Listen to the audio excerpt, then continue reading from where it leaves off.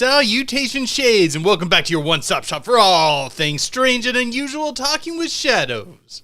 The conversation everyone has, but no one wants to admit to. Here with your host, Vic Whaley. And Marcus D. It has been a while since we have been back in the studio. Life has definitely come at us quick. I don't feel like it's my place to illuminate the listeners. Yeah, Would you like to? Yeah, well, like some of our listeners know this. My wife and I were in the process of adopting, and I just one day back in June, we were playing a game of Dungeons and Dragons, and we got the call saying that there was a 5-year-old little girl for us to adopt, and since June 17th, we've been parents. Yeah. So that definitely been in dad mode for the amount of time. So yeah, she's awesome. I love her so much. I've been a dad here for I think pushing 45 days. She loves the movie Frozen, which means that I have watched the movie Frozen 100 million times. I'm pretty sure that's an exact number. Pretty sure that is. You ever watched a Disney movie so many times? You just start rooting for the bad guy out of out of spite. I tend to kind of like Disney villains. No, just out of spite. So, like, who's the one from like the Princess and the Frog, Dr. Fistero or something like that? Doctor, why are we not able? Watch this the other day. Whoever it is, I really like that villain. Also, the villain from Hunchback, also super cool. Yeah. No, I remember the one from Princess and the Frog. That was Fabius Bile that made the Chaos Space Marine. No, wrong. You're getting your lores confused. I'm getting my lores confused. I've been in a daze. Just being a parent, you get this exhaustion that just nobody can understand unless you've just been a parent. That's just the best way just to describe it. But real late at night here on a Sunday, so we are going to do an episode because Vic got with me and said we have to do an episode. So yep. It's been about a month since our last episode, guys.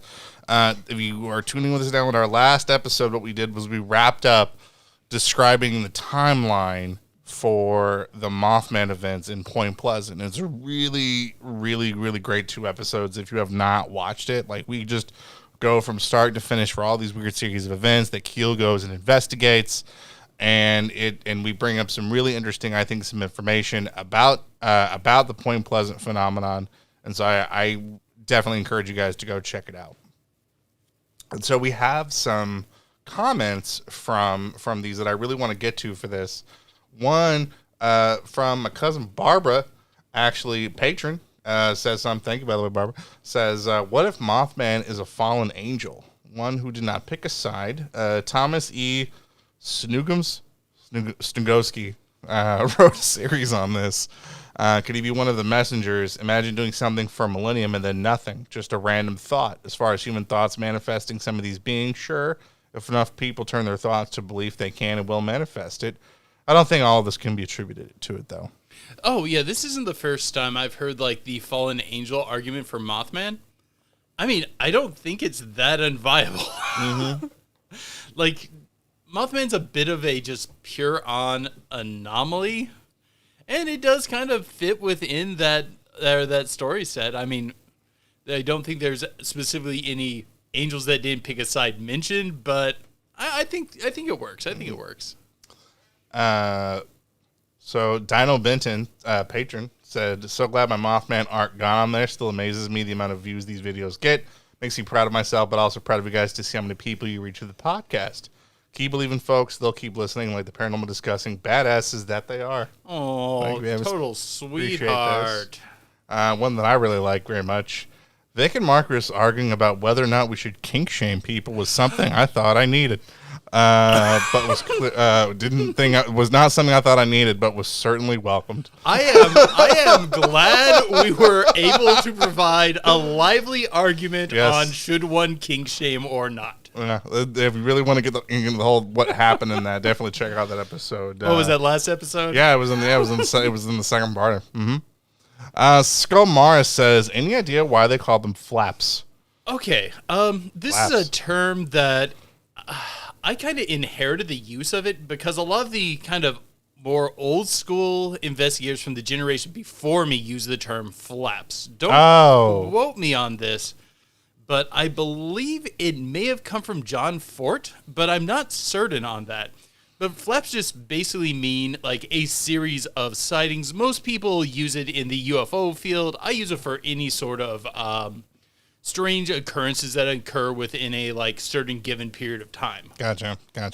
So that's really neat. It's kind of like a unique way to describe like a Mothman sightings, calling them flaps. I like that. We should bring that back.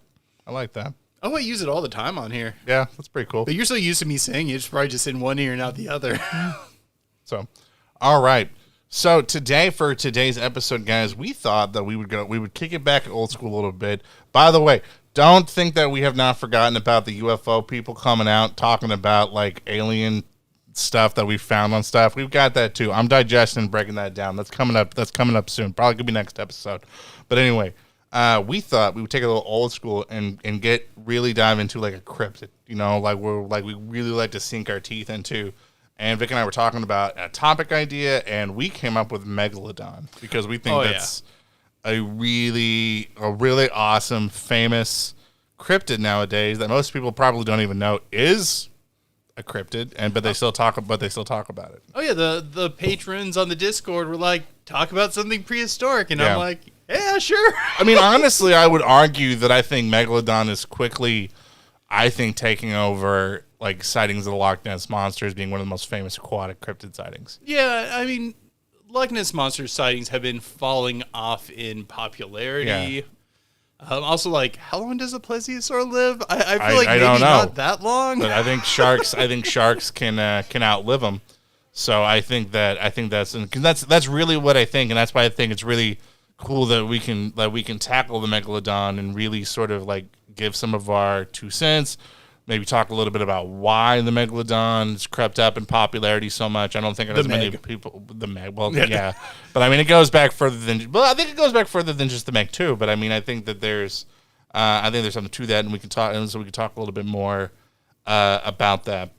Well, I mean, sharks have always really held human fascination. It doesn't surprise me that movies like The Meg, which I've never seen, and Jaws, which I have seen but only vaguely remember, captivate audiences. I mean, if I recall correctly, like, weren't there like shark worship among like Nicaraguans in the indigenous population? People have been worship. I mean, every coastal people worship that. I mean, they worship sharks in some to little surprise, or had stories involving sharks in some way, shape, or form.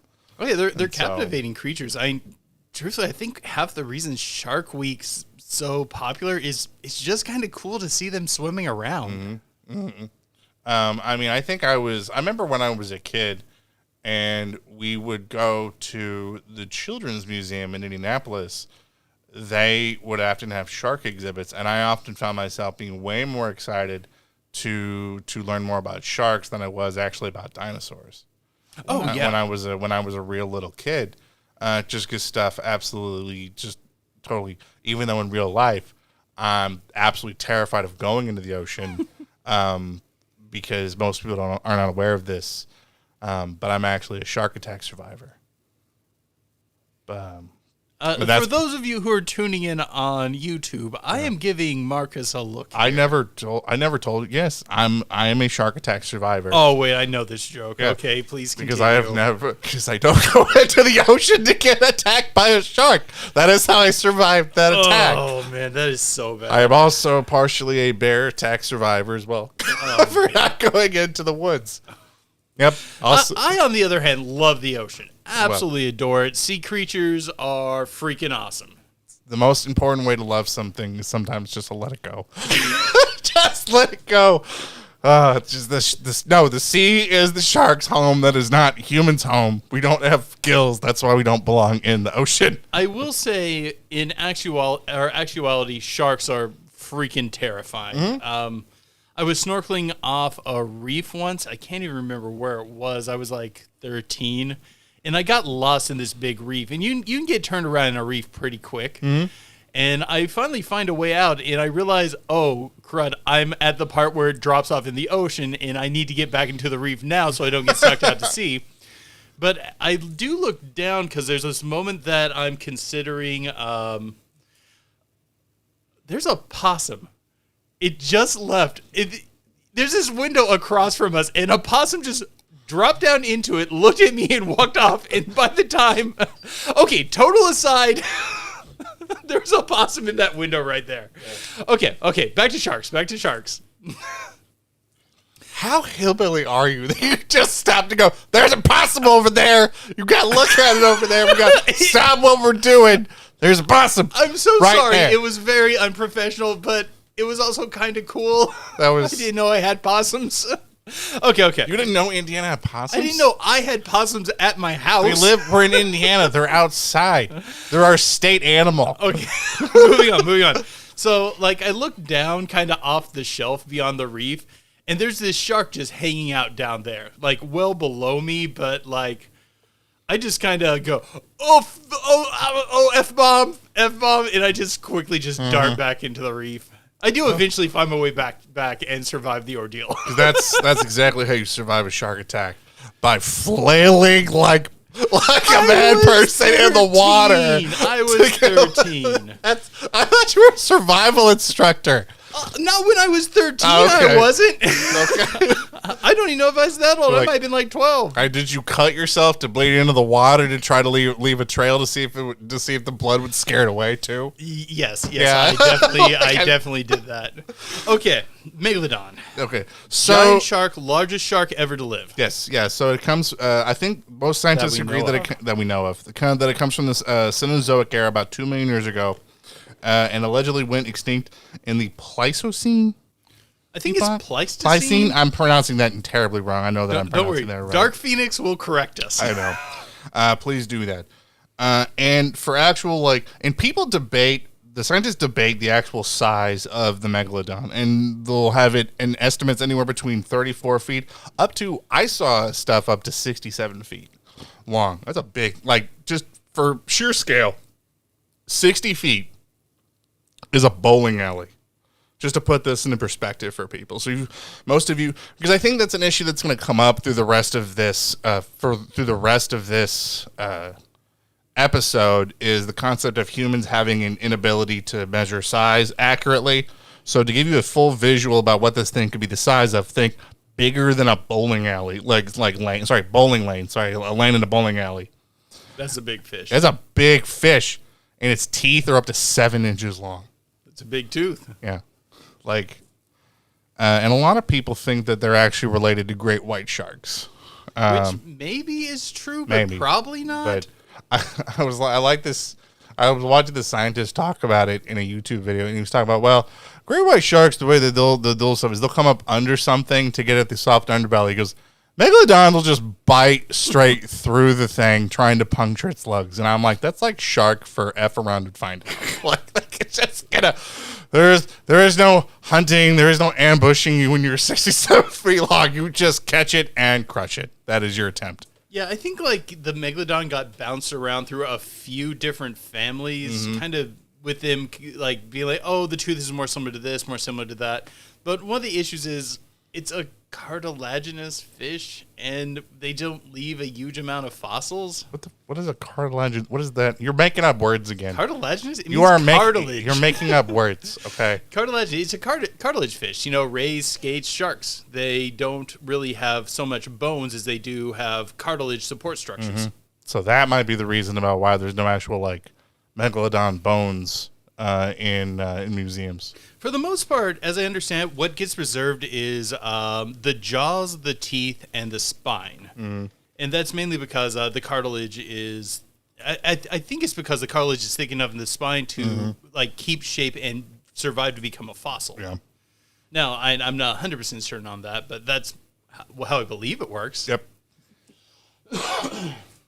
So, one of the things that I was really... that I thought that was really interesting about the Megalodon was a way that it crept into cryptozoology, and it kind of sort of crept up into the world of the weird, was that people were finding its teeth. Now, keep in mind, these are 7 inches long, so a lot of people, when they initially found these teeth, thought that what they had found were fossilized, petrified tongues of, like, dragons.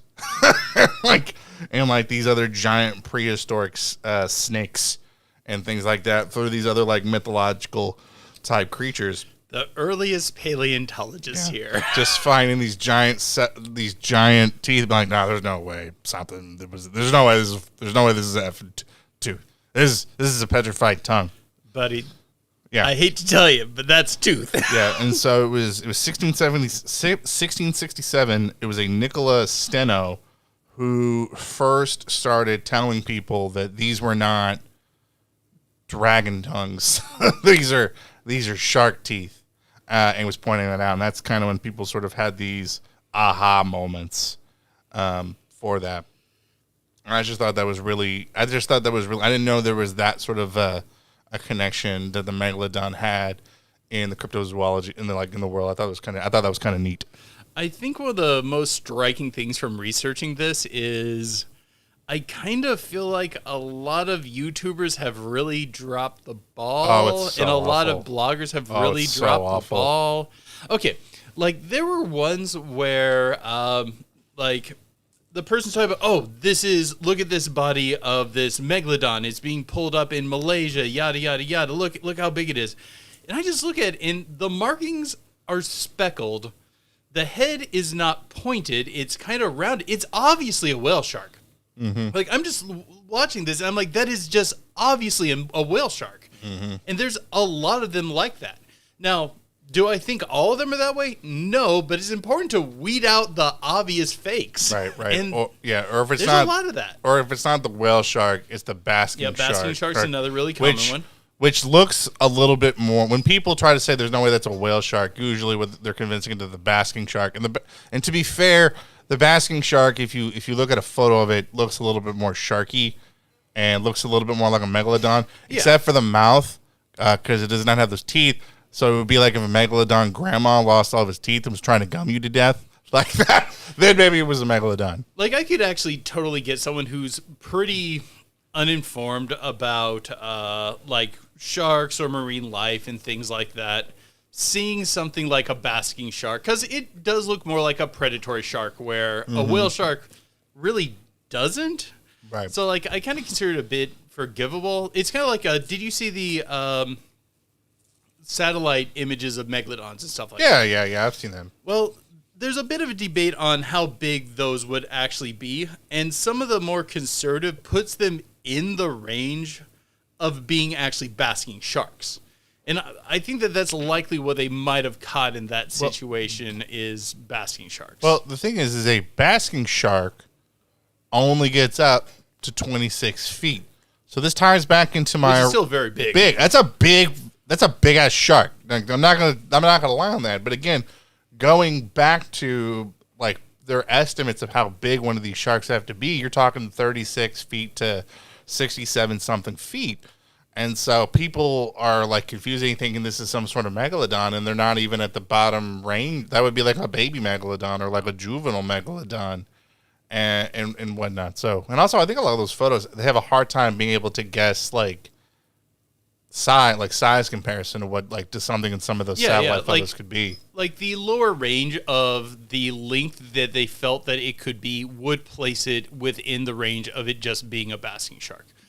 Another thing that I think that confuses the situation is great whites can get very big. Also, yes, they can. Like very, very big. Like most great whites don't really get much bigger than around 15, 16 in that teen area.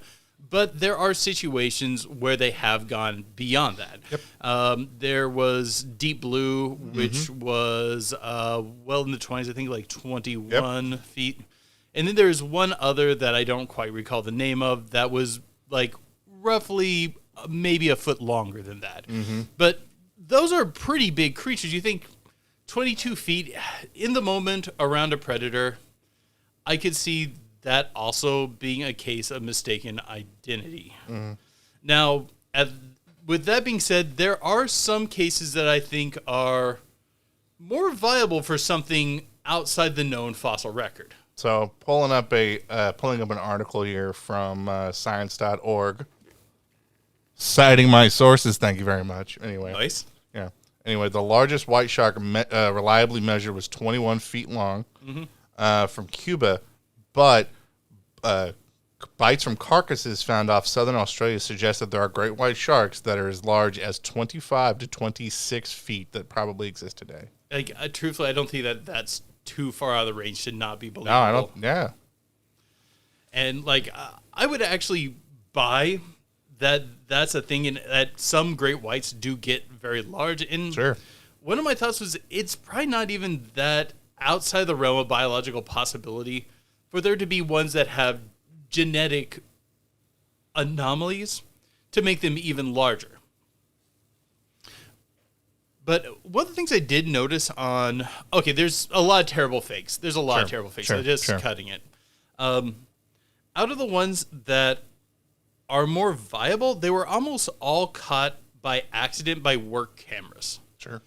Did you see the one where I think it's a drill, it's towards the bottom of a shelf, they're recording, and then it's not very spectacular, but a very large fin goes by, and then a little bit later, you can see the tail fin go by. You don't see the full creature, but you just see those swoop by. It was just a robot basically working on some repairs at the bottom of the ocean. The camera's on it. It's recording. Did it say how deep it was?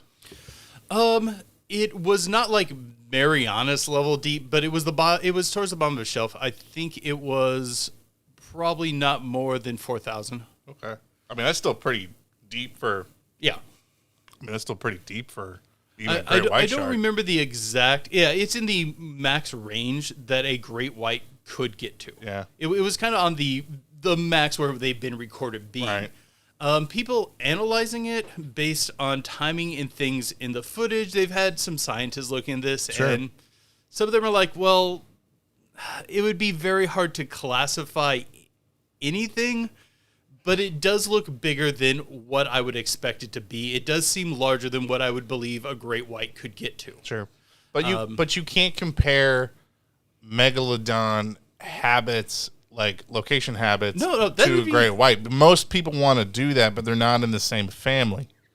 Yeah. So and Megalodons weren't deep sea sharks. No, they wanted to stay in warm coastal waters, so they're typically staying off the coast of certain things. Like they're staying off the coast of like Australia.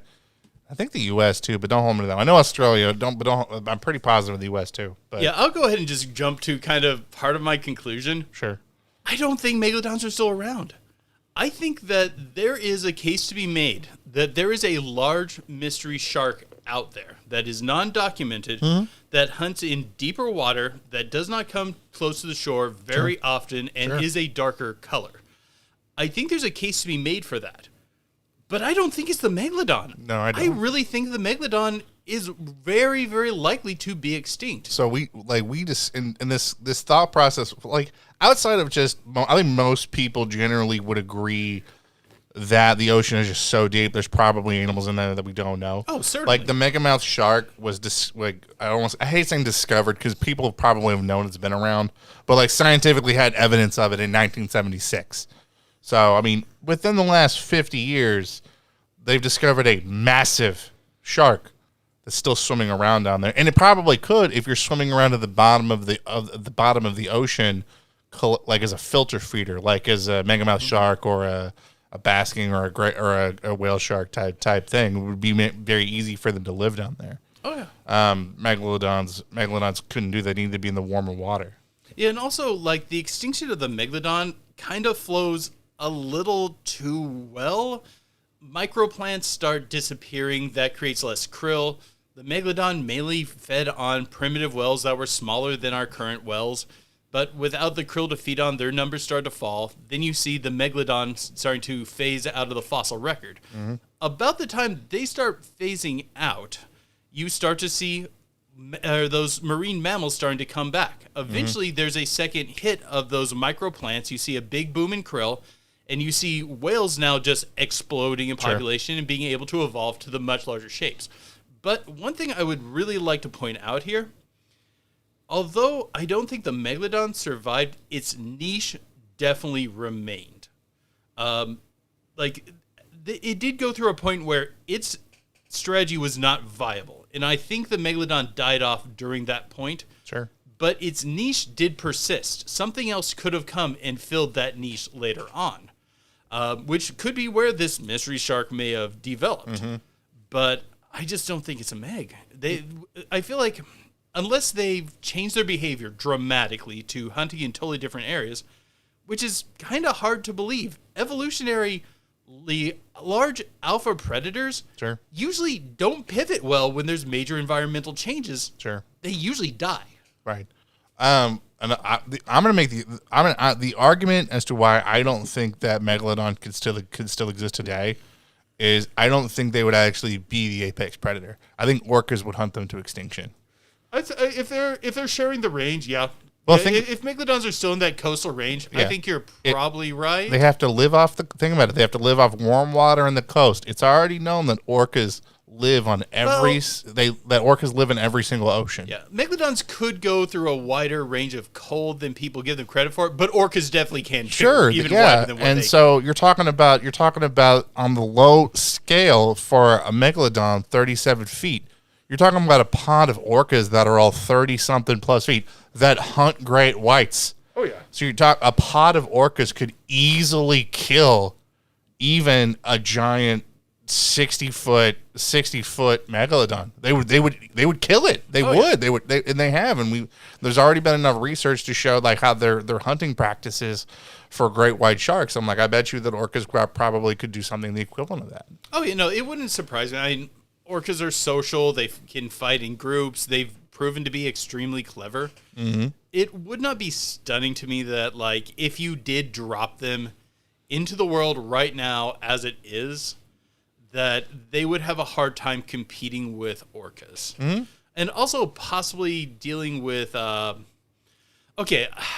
I feel like back in their day, when whales were smaller, I feel like if they tried to take a bite of a sperm whale, the sperm whale's going to turn around and go, yes, the Megalodon's a badass, but the sperm whale's like nothing they really had to deal with. Like, I think the Leviathan came after the Megalodon was believed to have disappeared. If I'm incorrect, maybe there was some overlap. I thought they competed at the same time. If they did, it would have been like towards the end. There might have been a little overlap, but I think most of the Leviathan also died out too. It didn't last.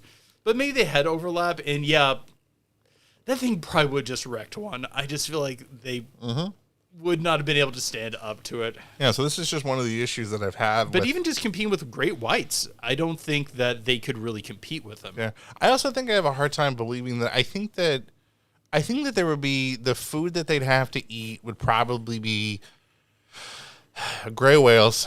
I think that's probably what they would be. I think they'd be after gray whales, humpback whales, things seals, walruses. Well, the things they're super high calorie content. Yeah. So, I mean, I think that if that was the case, I think that we would be seeing something. I think that it would be harder for them to hide because I think that whenever you see some of these like massive like feeding frenzies things that go on above water, I think that probably something would have been caught. But that's just me. If I was going to try to make a case that they are around, I think I would have to probably go the route that their behavior has changed over time to be more middle ocean feeders, where they're not feeding around coasts. Sure. And they'd probably be in a exceptionally small population because it would be hard to sustain any level of number with the caloric intake they would need, the amount of food they'd have to eat, compared to like how much you can find being a mid-ocean feeder. Sure. Often, a lot of the caloric value is built along coastlines. But I still think it's more likely that we're just seeing a different shark. I think the case for it is just a little off. And the other video that I saw that made me think there's something up. Did you see the video from the helicopter? It was a rescue helicopter. I thought that was a great whale that they saw. It could have been. I've heard it argued that the fins are wrong, and it's definitely in a range that whales don't go into. Because that's one of the first critiques that people pointed out is, given the size, it must be a whale. But you don't have them in that area. Sure. Which it could have been an anomaly, and I'm not saying it's impossible for it to have been a whale. Yeah. Because a whale, there are whales that fit that size. The movement, to me, reads a bit more like a shark, and that's what people have said. But, it's through a fair amount of water. It's hard to tell. No, don't get me wrong. I think one of the things that we have seen, though, in the last 20 years, I think we have seen a lot of change in marine wildlife. And so I think that there could be something that could cause them to change where they'd have to be. Like maybe they are hunting in the middle of the ocean as a way to avoid orcas. I think that might be something they have to do. Because we discover stuff about sharks all the time, like recently discovering the megamouth shark. I was watching a really cool thing the other day talking about how bull sharks end up in the Mississippi River. Like we've had bull sharks that have turned up in Illinois, which I think is kind of because they can is horrifying. They can deal with fresh water. Yes, that they can move, or maybe that's something that they can do, or maybe they get deeper in. I mean, adaptation, we have like 2 million years from where they disappeared to now. Adaptation could occur, but like large predators like that just really don't pivot that well evolutionarily. It's something where it's because the larger, more complicated the animal, the slower it reproduces, the more cost there is in reproduction, and that makes the path of evolution go slower because every wheel's turning slower. How complicated is a shark? A shark is a very complicated. Sorry, I mean is it complicated for what it has to do? Like it just has to live typically within warm water, and I think even people's belief of why it died off initially was that because of, I think it was the ice age, or because it was cooling at the time, and then that theory was disproved.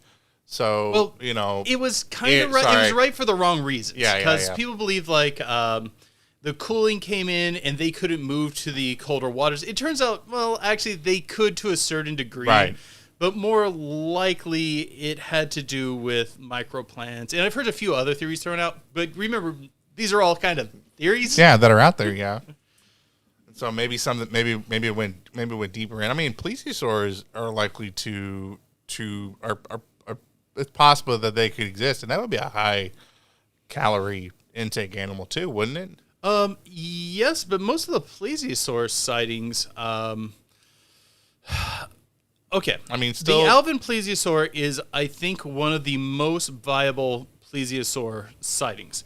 And I'm not really saying that a animal could not survive and be complex. The issue is more that they adapt at a slower rate, and it's more difficult for them to make pivots when there's environmental change. A plesiosaur, would totally be in a similar category. It's although reptiles do kind of have this tendency to be able to adapt a little faster just to some of the eccentricities of reptiles. But what I consider the most viable one is the Alvin plesiosaur, and that had it living fairly low. And if I remember right, it was anchored upward lights watching the surface to be this ambush predator. Both of those would kind of, maybe not the ambush predator part, but it living in that deep of water, I think, is already a change in the behavior, meaning that it would have had to have adjusted. Mm-hmm. I'm not that big on plesiosaur biology. I don't know what adjustments it would need. Mm-hmm. So I don't know if that would be a complicated adjustment for it or if it wouldn't be. So I tracked back to my original argument about why I don't think that it could hide, and I'm sort of not feeling that argument as much the longer that we talk. Okay. So the thought is because I'm thinking of it like a great white, where they come up under something, and that's why you see a lot of these breaches with great white attacks, where they come up and they attack something. Megalodon's not like that. It doesn't need to come up. It just needs to bite. And so there's really not as much of a reason for it to come up if it finds a place within the ocean that it can just exist and just be able to hunt effectively. There might not be a reason for it to come up. anymore. I don't think it's like definitely known it wasn't a breach attacker though. Right. It could have been. We just don't think it's in the same family as the great white. Right. That doesn't mean it definitely wasn't a breach so attacker. I'm not saying that it did, but it might not necessarily have to, or it probably didn't. or that it Probably did. wouldn't need to. Well, you got 7-inch teeth. I mean, and you're 60 feet long, and you're just gonna crunch it. I mean, I just don't know what else is down there for it to do that to. It's my understanding that breach attackers, it's less about power and more about ambush. Sure. That it's more of a means that they can just get on something before it's really aware it needs to escape. If you get snuck up on by a 67-foot shark, that's on you. Well, I mean, if it's coming out of the murk of the abyss, I mean, if you get snuck up on by a 67-foot, like 40,000-pound animal, like that is on you for what just happened. Another thing I wanted to throw out as a possibility for there being something odd out there is, are you familiar with Alpha? Okay, once I start telling you this story, I bet you're going to recognize it. A group of great whites were tagged and then re-released so they could study the patterns of their movement and things like that. Sure. Alpha was the first one they tagged, which is, I remember, it was a 9-foot female. Fair, it's not small for a great white, although not near the max. Sure. It kind of swims around Australia for a while and then suddenly descends rapidly and then goes through a temperature change. Are you remembering this case now? But it's the one where they get attacked by orcas, right? No. Orcas have been that was thrown around at the time, but at this point it's been ruled out that it was not an orca attack. Okay. The issue is the heat change would be totally off for it being an orca. An orca, the temperature change would have had to have been higher because it never got up to the levels you would expect. That's right. From the internals of an orca. Yeah, sorry. It goes up first because they flip it upside down. They take it up first. That's right. I'm sorry. That's how they attack it. And the other thing is, whatever did the attack, grabbed it and pulled it down to 4,000 feet before it swallowed it. Okay. Which would be off behavior for an orca. Orcas don't normally drag things down super deep and then eat it because, well, they want to be kind of close to the surface. Right. Also, they're social. They would probably lose track of their pod and stuff, doing things like that.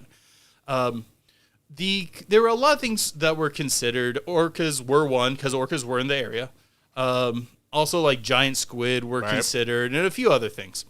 The most likely conclusion ended up being it was another shark, because the body temperature change only really matched for a shark. A giant squid would have been too cold for a giant squid. It would have been too warm for, say, a sperm whale, it wasn't warm enough to be a sperm whale or an orca or mammals like that. But it does match for other large sharks. The current running theory is it was a large shark. It was a 9-foot shark, which, according to the biologists, is still large for a great white. Sure. That it ran into a colossal member of its species, 20 feet or bigger. Sure. And then, for some reason, it took it down really far before eating it, which seems to be a little bit of odd behavior. Mm-hmm. Is it possible? Sure. I'll take it. I think it's the most viable of anything that came out. But if I am looking at the things that are off, that's already kind of considered to be the low range for a great white. Well, not the max low range, but it's lower than they normally hang out. Mm-hmm. The thing where it just grabs it and then drives it deep, deep, deep seems to be odd behavior for a great white. It doesn't seem to be their standard mechanism. But that's one of the things that led me to the idea of we might have a mystery shark out there. Sure. I don't even think when they go down, I don't think they go down that fast, do they? This descended fairly quick. That's what I'm saying. I think even when sharks descend, they go down slowly. It would need to be... This would be like probably an ambush predator whose strategy is to come up, grab, descend past where other predators are going to fight it, and then devour them. Sure. Kind of similar to like den hunting, sure, where you're going to grab and pull back. Does it fit, I think, very well any documented shark species? No, but the body temperature is fairly correct for a shark species. For 9 feet, a megalodon could just swallow it.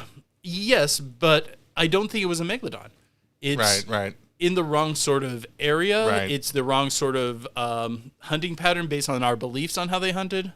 Like I said, I think it could be a unknown shark species. Sure, that's in there. Yeah.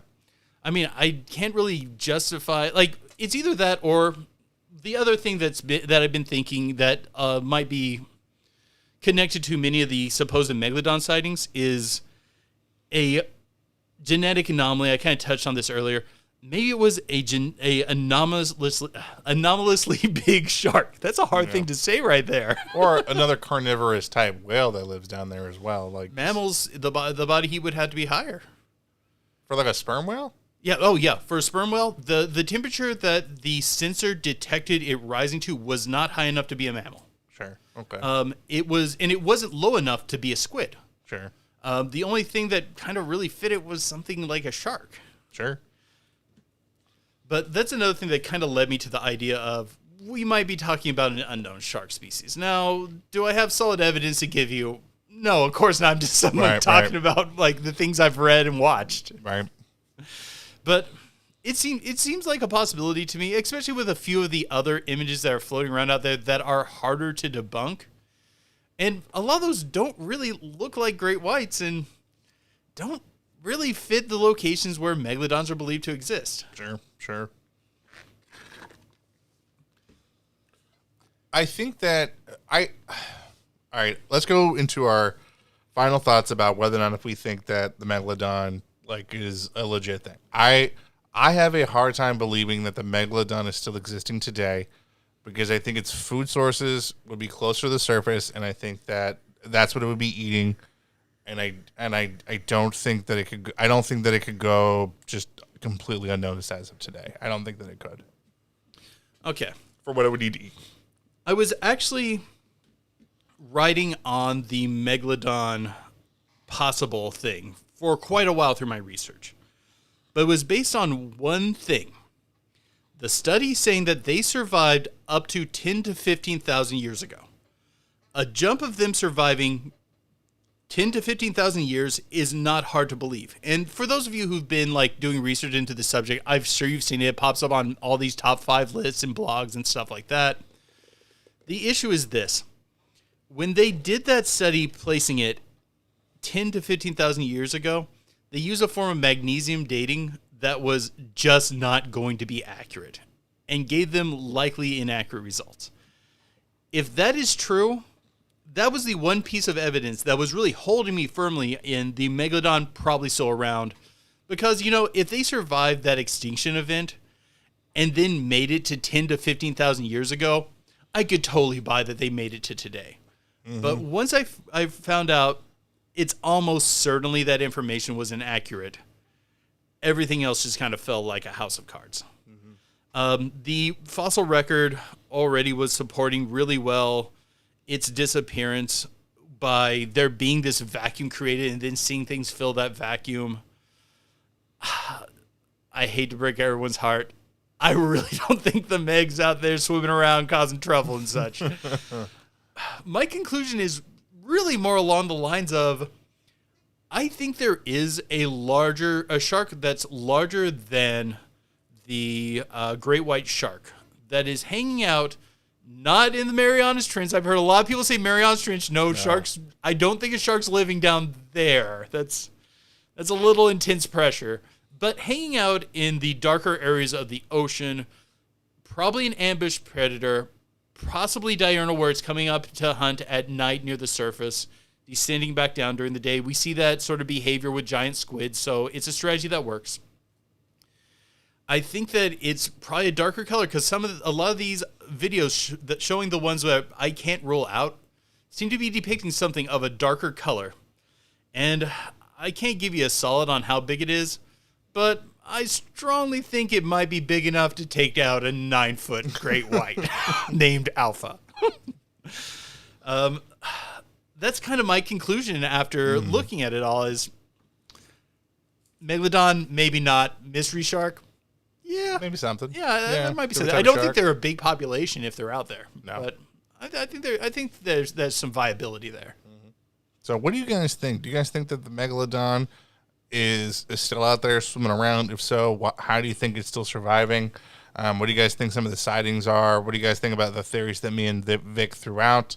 Would orcas hunt them to extinction? Is there another mystery shark that's out there that we're just unaware of out there in the middle of the ocean? Put your thoughts and your comments below. If you guys are listening to this, make sure you guys leave a like, leave a review, comment. It's one of some of the best ways to help out the channel. So, but until next time, guys, keep believing. Because we'll keep listening. All right, guys, we're going to slide into the Pillow Talk section of this podcast. If you want to check out the rest of this awesome podcast, go over to our Patreon and sign up. For as little as $1 a month, you get the rest of this awesome podcast, as well as bonus episodes that we've put up exclusively for our patrons. And we are back, and in our break, I calmed Vic down from the possum sighting. You know, it was just so weird. I had to react to it. But, you know, apparently Vic Hoosiers get really excited whenever we see possums. It just makes our day. You know, something other than corn that we can see. Mix things up. He popped into the window, just kind of looked at me, and then just left. Yes, like what possums do. like that is what they do. So we yeah. So in the whole regular episode, we just talked about Megalodon. We thought that maybe there's one more thing I want to throw out about. Oh, sure.